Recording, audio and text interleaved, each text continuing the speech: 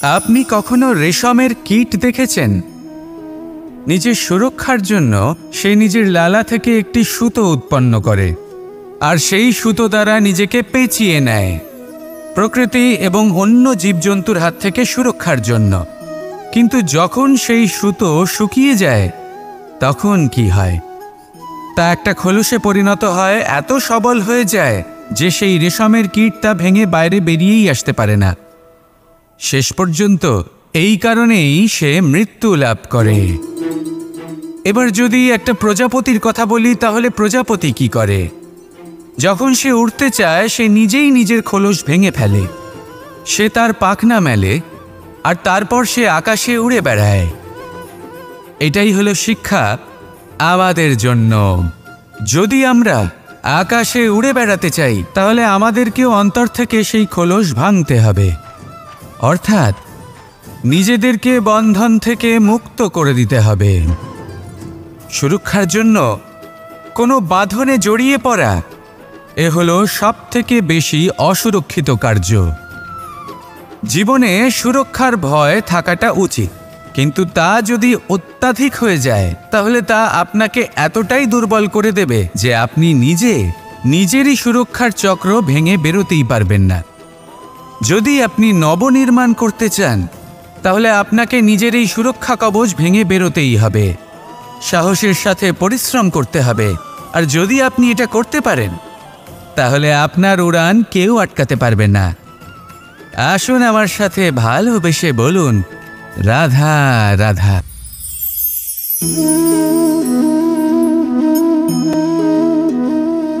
ভোজনের দ্বারাই শরীর পুষ্টি লাভ করে। ছোটবেলা থেকে আজ পর্যন্ত যাই আপনার ভোজন হয়ে থাকুক, যাই আপনার আহার হয়ে থাকুক, সেই অনুসারেই আপনার শরীর গঠিত হয়েছে। এই ভোজন অত্যন্ত গুরুত্বপূর্ণ, সেই জন্য এর প্রত্যেক অংশকে বোঝা খুব আবশ্যক। প্রথম অংশ, যে আমরা কি গ্রহণ করছি, এই ভোজন কোন স্থান থেকে আসছে সেটা বুঝুন। দ্বিতীয় অংশ, ভোজন কে বানাচ্ছেন। এই ভোজন সর্বশ্রেষ্ঠ তখনই হয় যখন মাতার হাতে তৈরি করা ভোজন হয়। কিন্তু যদি মাতার তৈরি করা ভোজন আপনি প্রাপ্ত নাও করতে পারেন তাহলে সেই ব্যক্তির ভোজন তৈরি করা উচিত যিনি সাত্ত্বিক। তৃতীয় অংশ, কোন স্থানে আপনি ভোজন গ্রহণ করছেন। যে স্থানে আপনি ভোজন গ্রহণ করছেন তা সাত্ত্বিক হওয়া উচিত, তা হলো অত্যন্ত গুরুত্বপূর্ণ। এবং চতুর্থ সবথেকে গুরুত্বপূর্ণ অংশ, তা হলো এই ভোজন আপনি যার দ্বারা প্রাপ্ত করেছেন, যেখান থেকে প্রাপ্ত করেছেন, যে স্থানে বসে আপনি ভোজন গ্রহণ করছেন তার প্রতি কৃতজ্ঞতা প্রকাশ করুন এবং ভোজন পূর্ণরূপে সমাপ্ত করুন। তবেই এই ভোজন আপনাকে সুখী জীবন দান করবে, সুস্থ শরীর দেবে, আর এই মন তা সুপ্রসন্ন হয়ে বলবে, রাধা রাধা।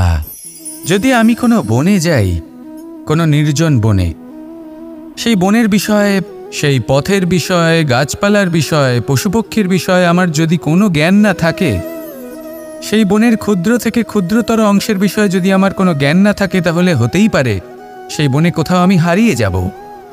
হয়তো এমনভাবে হারিয়ে যাব কোনোদিনও বাইরেই বেরোতে পারবো না। তাই সেই বনের বিষয়ে জ্ঞান লাভ করা আবশ্যক। এটাই হলো শিক্ষা। জীবনে বেশিরভাগ মানুষই কেন অসফল হন? ওনারা একটা লক্ষ্য স্থির করেন, কিন্তু সেই পথের বিষয়ে তারা পর্যাপ্ত জ্ঞান অর্জন করেন না। সেই পথে কি বিপদ আসতে পারে প্রত্যেকটা পৃষ্ঠার জ্ঞান তাদের নেই, আর সেই জন্যই তারা অসফল হন। আপনি জীবনে যখনই কোনো লক্ষ্য স্থির করবেন, কোনো লক্ষ্য সাধন করবেন, পরিকল্পনার সাথে সেই পথে অগ্রসর হন।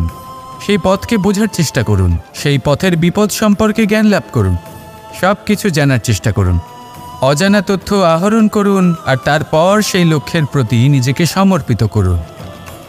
তবেই আপনি সাফল্য লাভ করবেন, আর এই মন প্রসন্ন হয়ে বলবে, রাধা রাধা।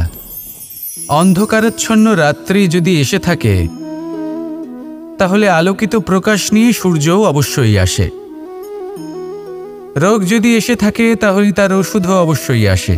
সমস্যা যদি আসে তাহলে সেই সমস্যার সমাধানও নিজে থেকেই আমাদের কাছে চলেই আসে। এই সংসার, এই জীবনের শুধুমাত্র একটাই নিয়ম আছে, আর তা হলো এটাই, এই সংসার হলো একটা চক্রের মতো। এতে শাশ্বত বলে কিছু নেই, নিত্য বলে কিছু নেই, আর যা কিছুই রয়েছে সব বদলাতে চলেছে। যদি আপনার জীবনে দুঃখ থাকে, সমস্যা থাকে, যদি আপনি বিপদ দ্বারা আচ্ছন্ন, তাহলে মনে রাখবেন সব কিছু বদলে যেতে চলেছে। দুঃখের সময় কাঁদবেন না, মনকে আরো দুঃখী করে তুলবেন না, কারণ এখানে যা কিছুই এসেছে তা যাওয়ার জন্যই এসেছে। তাহলে এত চিন্তা কিসের?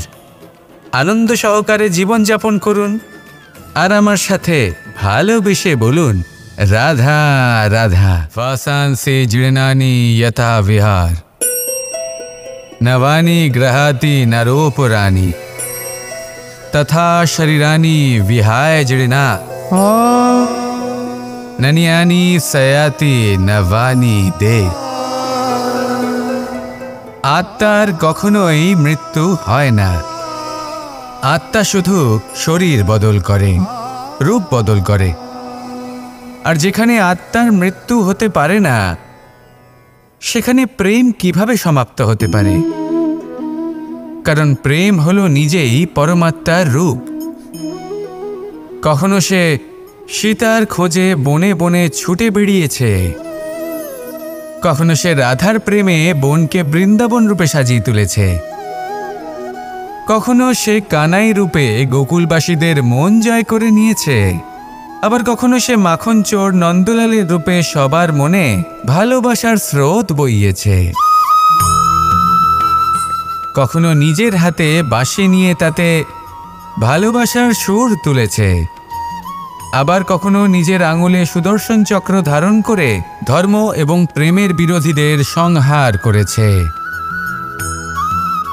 কখনো সে যশোদানন্দন হয়ে গোকুলে অনেক লীলা করে বেরিয়েছে, আবার কখনো দেবকীনন্দন রূপে কংসের লীলার পরিসমাপ্তি ঘটিয়েছে।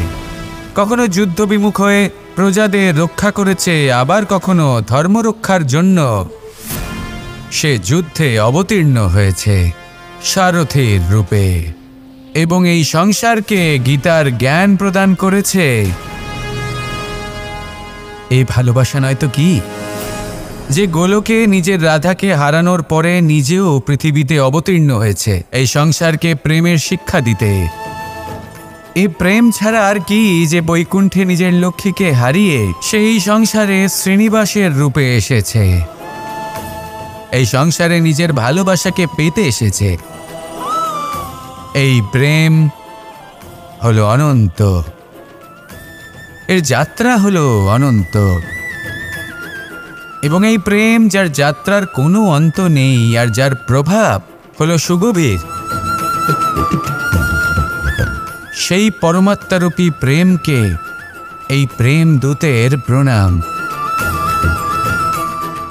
আসুন আর আমার সাথে ভালোবেসে বলুন রাধা রাধা।